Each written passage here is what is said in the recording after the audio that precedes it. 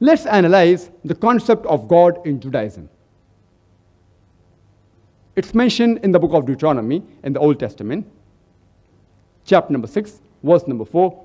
Moses, peace be upon him, says that Shema Israelu Adnai Lahainu Adnai Khad.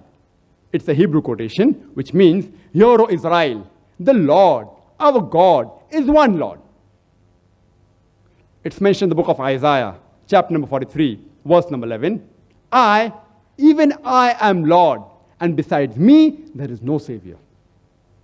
It's mentioned in the book of Isaiah, chapter number 45, verse number 5. I am Lord, and there is none else. There is no God besides me. It's mentioned in the book of Isaiah, chapter number 46, verse number 9. I am God, and there is none else. I am God, and there is none like me.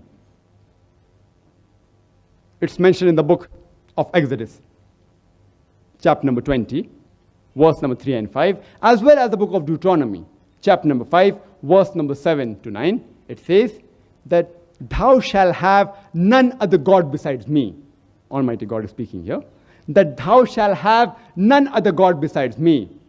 Thou shalt not make unto thee any graven image of any likeness, of anything in the heavens above, in the earth beneath, and in the water beneath the earth.